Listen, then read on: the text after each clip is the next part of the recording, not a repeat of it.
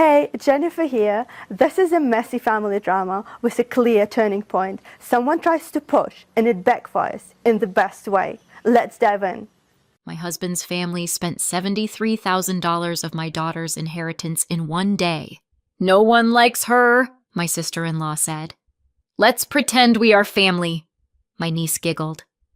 They didn't expect the police to show up at the hotel that night. It was a little after 4 on a Saturday, and I was standing in my kitchen with a dish towel over my shoulder when my phone lit up with a transaction alert from my daughter Isabel's new account. When Beatrice's trust finally transferred to her after her 18th birthday, Isabel had kept me on the alerts for a few weeks because the setup made her nervous, and the number on my screen was enough to make my stomach go cold.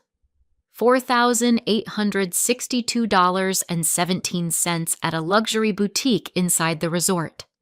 This was supposed to be a quiet birthday weekend with my husband Christopher's sister Denise, Denise's husband Greg, their daughters Morgan, Alyssa, and Abby, and Morgan's boyfriend Shane. Isabel had described it as one shared suite, one nice dinner, a pool, and cake. She had packed sneakers, a paperback, and one blue sundress. She had not packed for a shopping spree at a place where the handbags sat under spotlights. I opened the banking app and checked whether it had posted by mistake. It hadn't. The charge was real, pending, and tied to the card Isabel carried in the side pocket of her tote bag. I stared at the merchant name for 3 full seconds, then hit call.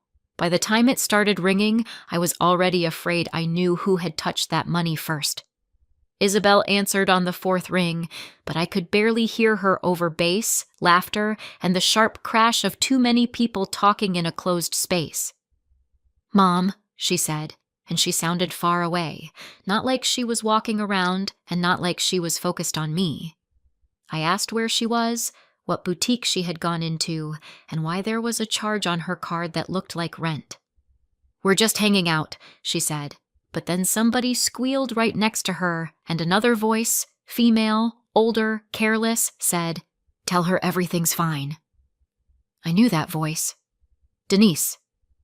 I said Isabel's name again, slower, and asked her to step somewhere quiet. Instead, I heard a burst of music, a door opening, then Morgan, Denise's oldest daughter and Isabel's 21-year-old cousin, laughing like I was a joke that had interrupted a good night. "Aunt Rebecca, seriously, she's okay," she said. "It's her birthday weekend." Isabel came back for 1 second, just long enough to say, "I'll call you in a minute." And then the line went dead. She didn't sound scared. She sounded handled. I did not wait for that minute. I went straight into the account history and watched the weekend change shape in real time. The boutique charge was followed by a $1,940 electronics purchase, then 2 spa services, then a room service order large enough to feed a softball team, then premium pool cabana access, then a minibar authorization, then a jewelry counter charge. I refreshed the page and saw more pending transactions stack in a neat line, each one too polished and expensive to be accidental. Each one attached to the same resort where Isabel had told me they were keeping it low-key. There is a point where spending stops looking messy and starts looking organized.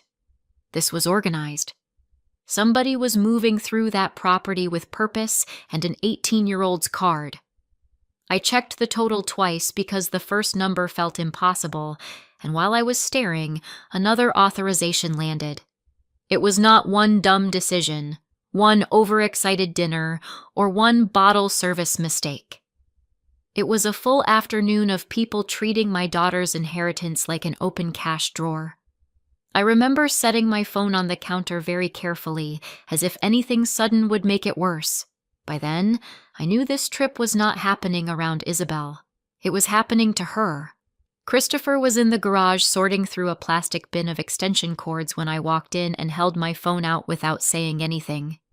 He dried his hands on his jeans, looked at the screen, and the expression on his face changed before I had finished explaining. He didn't ask if maybe Isabel had gone wild. He didn't tell me to calm down. He looked at the merchant names, the room charges, the spa charges, and said, "Denise." Then he called his sister. No answer. He called again. Straight to voicemail. He called Greg next, and Greg picked up long enough to say, "We're in the middle of dinner, man," in that greasy, half-amused tone that made my husband's jaw lock. Christopher said, "Put Denise on." Greg said, "Relax, everyone's having fun," and hung up. Christopher stood still for one beat, then grabbed his keys off the workbench. "We're going," he said. "Now." I asked if we should keep trying Isabel first, and he said, "We'll call from the car." He already knew what his family was like when money was in the room. The decision took less than 30 seconds. That was the moment we stopped treating it like confusion and started treating it like a scene we had to walk into ourselves. The resort was just under 2 hours away, and every mile made the number uglier. I had already called the bank from my kitchen, but the account was in Isabel's name alone now, and without her on the line they would only flag the activity, not shut down the mix of direct card purchases and room charges already being posted through the hotel folio. Christopher drove with both hands locked on the wheel while I kept refreshing the account, reading each new charge out loud like I was documenting weather: upgraded suite, salon service, steakhouse, private lounge tab, gift shop, designer sunglasses, late-night dining credit. Once, Isabel texted me only 3 words, "battery dying love," and that helped exactly 0. Christopher tried Morgan, then Elisa, then Abby. No one picked up. He tried Denise again and got sent to voicemail so fast it might as well have been manual. The sun was going down, the road was narrowing, and the total kept climbing in clean, absurd jumps. "If she gave them the card for dinner, that's one thing," I said, though I didn't believe it anymore. "My sister doesn't stop at dinner," Christopher said. He was not defensive about them. He sounded tired in a way that told me this pattern was older than our marriage. Another alert came in while we passed a gas station and a dark lake on our right. I read the amount, and Christopher laughed once, without humor. By the time we saw the resort lights ahead, I was no longer wondering whether they were using her money. I was wondering where my daughter was while they did it. The place Isabel had called a nice hotel looked like a wedding venue designed by people who never checked prices. There were stone columns at the entrance, fire bowls by the valet stand, white orchids in the lobby, and a pianist in the bar wearing a jacket that probably cost more than my first car. Nothing about it said modest family getaway. Christopher and I walked in wearing jeans and road dust and went straight to the front desk, where I gave Isabel's name and watched the clerk's eyes flick to his screen and then up to me with professional caution. He would not discuss individual charges, but he did confirm she was a registered guest on a suite booked under her card and that her card had been placed on the resort folio at check-in. There was more than one room attached to that folio, more than the one suite Isabel thought they were sharing, along with on-property charging privileges. Of course there was. Christopher asked where Isabel was, and the clerk said he couldn't disclose guest locations, but when Christopher gave his own last name and said very flatly, "That's my daughter," the clerk's eyes flicked to the suite number on his screen before he looked away. We took the elevators to that floor and followed the sound of Denise's voice spilling into the hallway. The carpet got softer, the walls got quieter, and I could feel the whole night pulling tight around one fact. Isabel had not described this place honestly because she had not been told the truth herself. The hotel was expensive enough to make bad intentions feel normal. We found the suite before we found Isabel.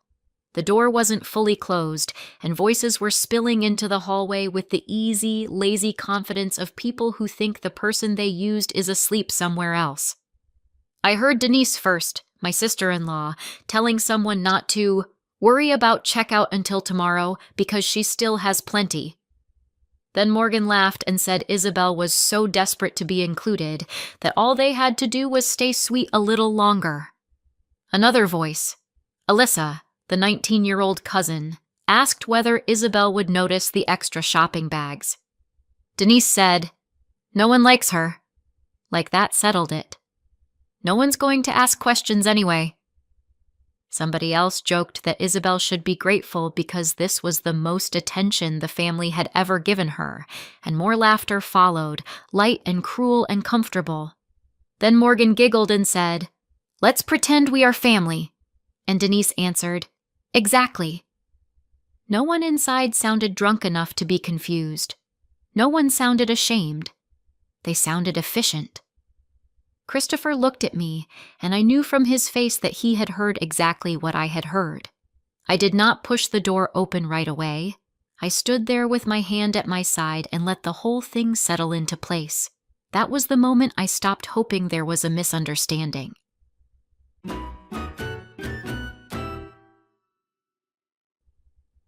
At every big family gathering, Isabel had learned how to stand near warmth without ever quite stepping into it.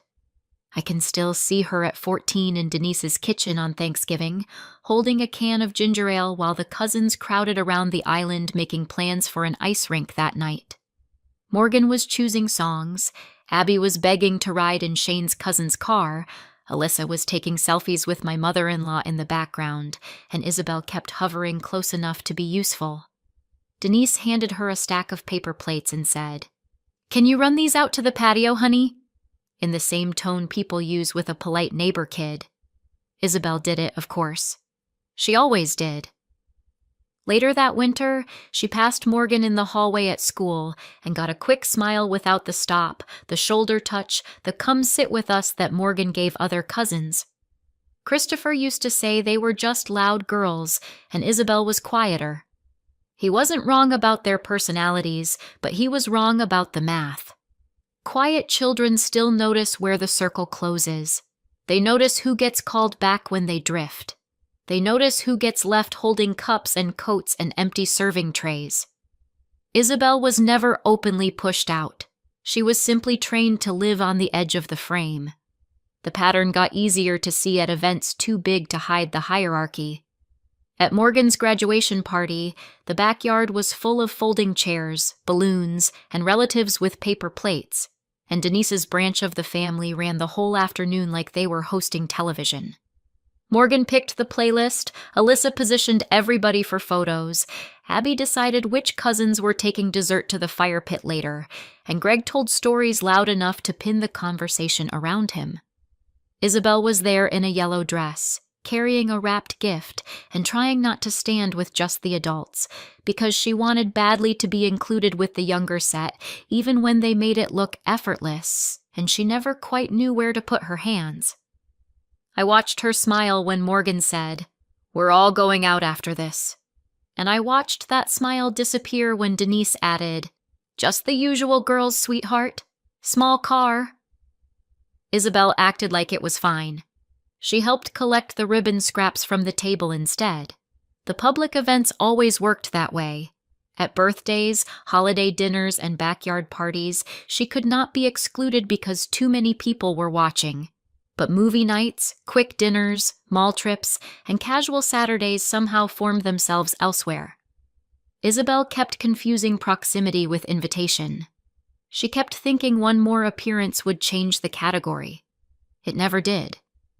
When Beatrice died, the room shifted before anyone admitted it. Beatrice was Christopher's older aunt, a quiet woman who wore good wool coats, sent exact birthday cards, and believed in libraries more than vacations. She and Isabel had not been inseparable. They had been something steadier and less dramatic. Lunches a few times a year, books in the mail, long conversations when Isabel was small enough to still ask blunt questions adults usually dodge. We expected a routine estate meeting after the funeral, not a bomb in a conference room. But the attorney opened the folder and explained that Beatrice had left a trust worth $1,184,000 to Isabel, available when she turned 18. Isabel actually looked behind her, as if maybe there was another Isabel in the room. I reached for her hand under the table. Denise, who had been dabbing at her eyes with a tissue 10 minutes earlier, sat up straighter and asked how distributions worked.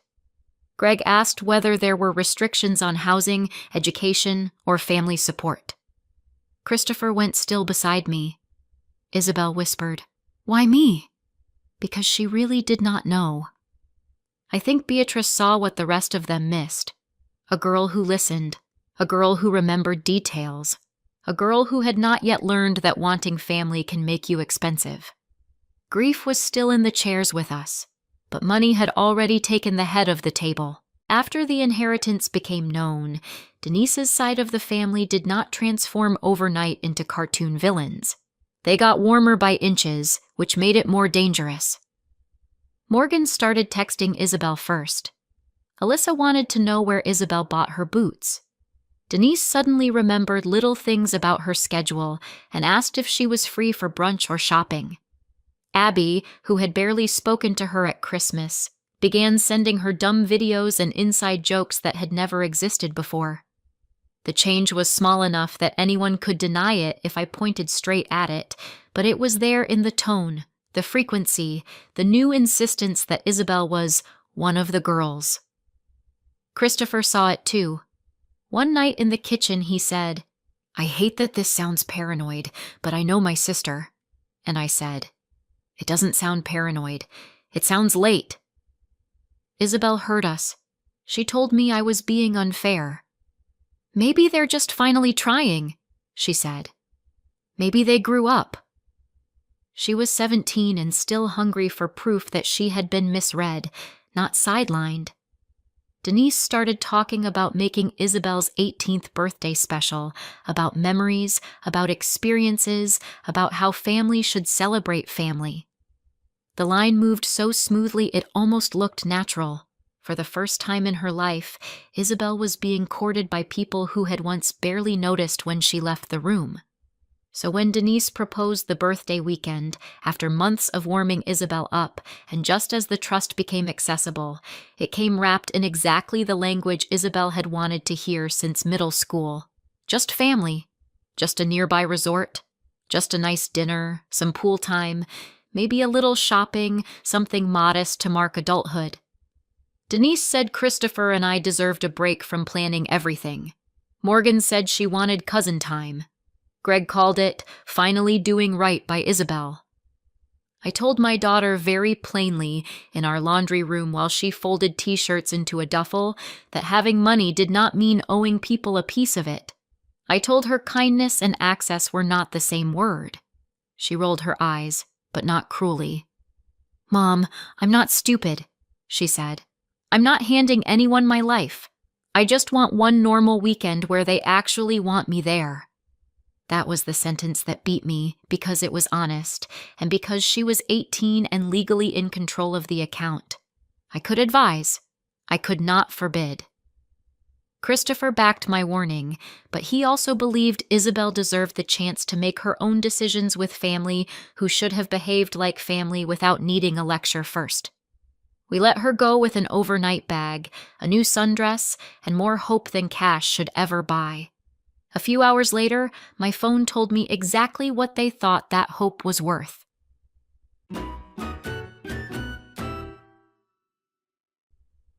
I pushed the suite door open only as far as I needed to and said the only thing that mattered.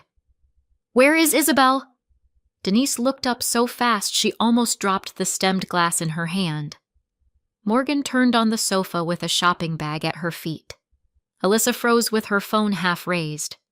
Greg was near the wet bar, Shane by the balcony door, Abby cross-legged on the carpet with a dessert spoon and that startled expression teenagers get when adults finally arrive inside the joke.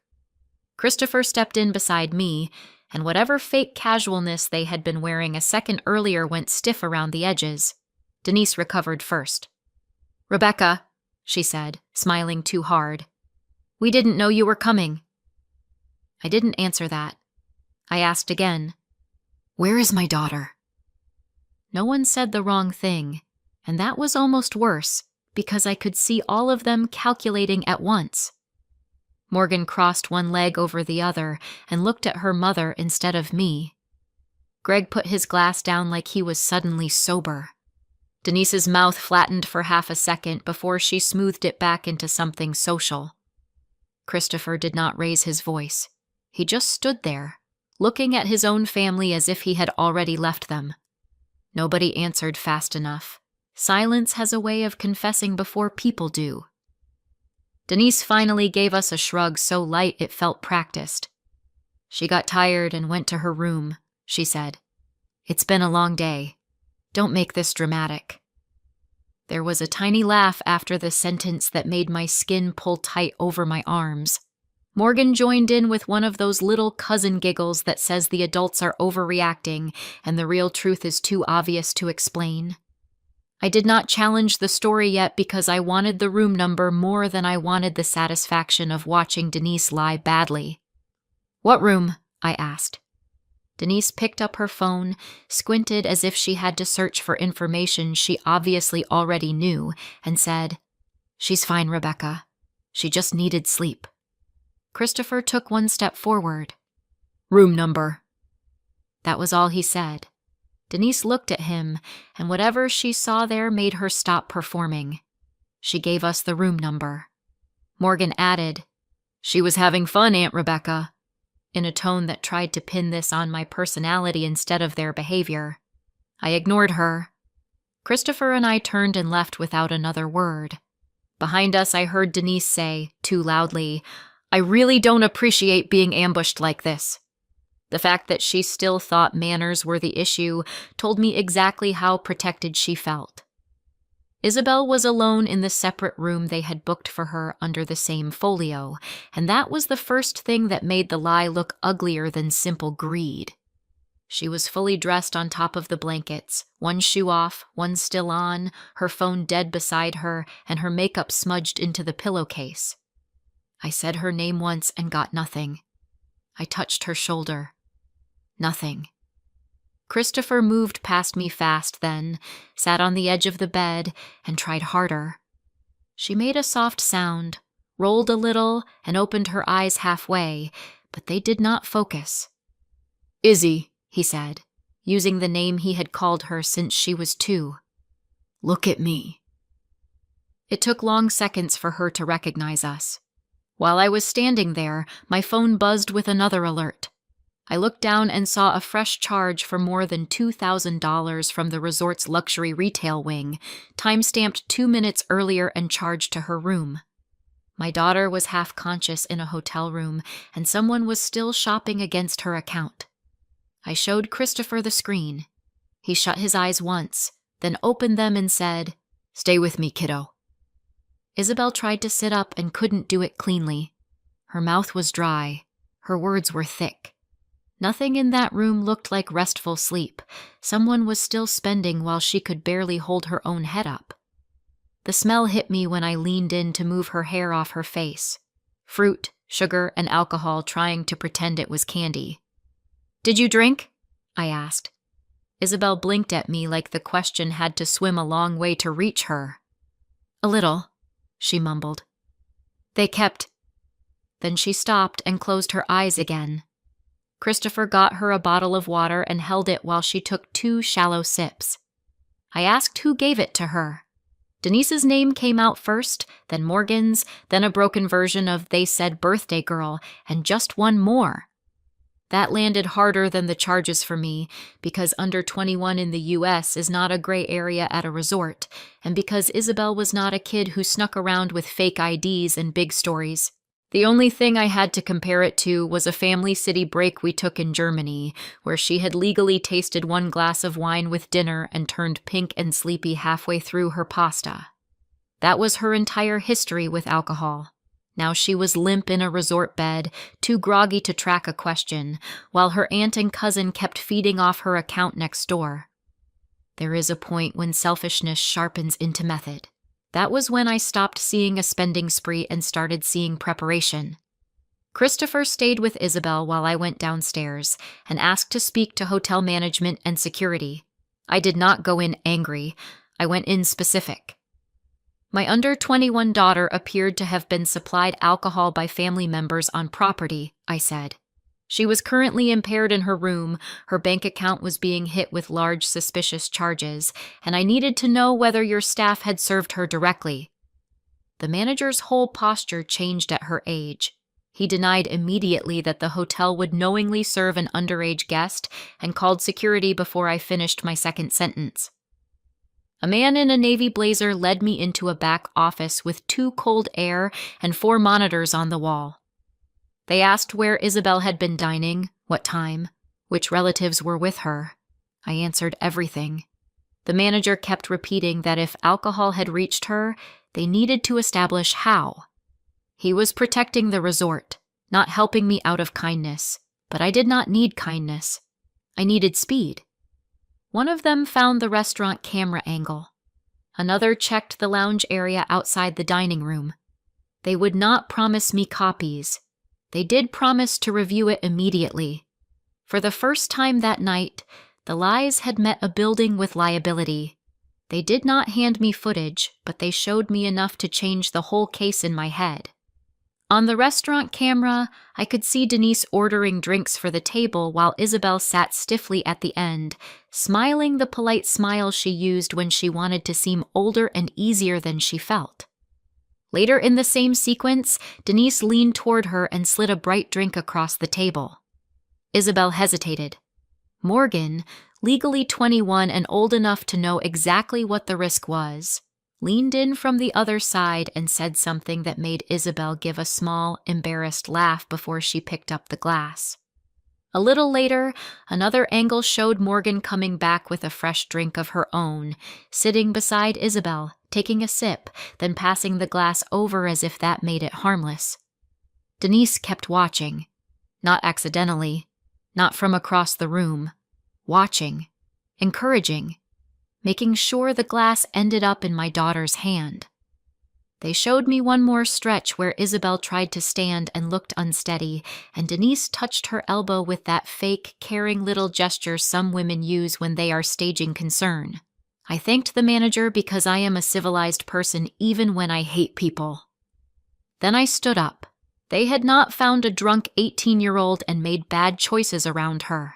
They had worked on her until she became useful.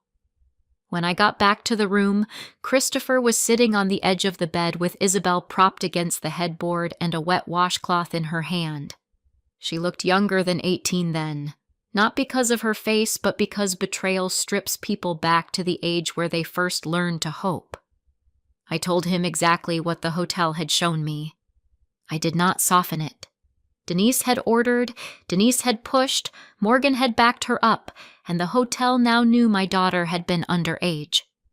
Christopher listened without interrupting, then looked at Isabel, then at the transaction total on my phone. It had climbed again. He asked one practical question. "Will hotel security document what they saw?" I said yes. He nodded once and stood up. Isabel whispered, "Am I in trouble?" And I knelt beside the bed and said, "No, you are not the one in trouble." That seemed to surprise her more than anything else. Christopher put on his jacket and said, "We are done keeping this in the family." There was no yelling in his voice, no speech, no final chance offered to Denise because he knew what she would do with it. I looked at my daughter, then at my husband, and felt something in me go flat and calm. I was done asking bad people to behave like relatives.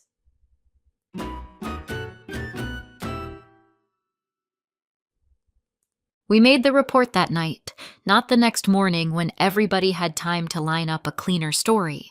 The officer who met us in the hotel security office did not treat it like vacation drama once he heard the pieces together. 18-year-old victim, under 21 for alcohol, visibly impaired, suspicious spending continuing while she was asleep, hotel management willing to document what they had reviewed. He asked for Isabel's age twice, then asked whether the money came from a recent inheritance and whether she had full legal access to the account. Christopher answered most of the family questions because it was his sister, his nieces, his people. I handled the financial timeline because I had the alerts, the screenshots, the order of the charges, and the exact minute my daughter had stopped making sense on the phone. The officer took notes, called another unit, and told hotel security to preserve the relevant footage. He did not promise me anything dramatic. He did not need to. The seriousness was already there in the way he separated the facts and wrote them down one by one. This was no longer Denise's favorite kind of problem, private, emotional, and easy to blur with guilt. Once it became a report number, the story stopped belonging to the people who had spent the money. By morning, Isabel's color had come back enough for the shock to land cleanly. She woke confused, saw Christopher in the chair and me by the window, and immediately assumed the issue was only the drinking. "I'm sorry," she said before she even sat up straight. "I didn't mean to—" I cut her off and told her to open her banking app. Her phone had enough charge now. She signed in, blinked at the first page, and then started scrolling. I watched the number hit her in waves. Boutique, electronics, salon, jewelry, room upgrades, food, drinks, premium add-ons, separate charges from places she never even entered herself. $73,000. Her thumb stopped moving. "No," she said softly. Then again, sharper. "No, I said dinner. I said I'd cover dinner and some stuff. I never—" She looked up at me with a kind of shame that made me want to tear the walls open. "What if I said something when I was drunk?" she asked. Christopher answered before I could. "Confused is not consent," he said.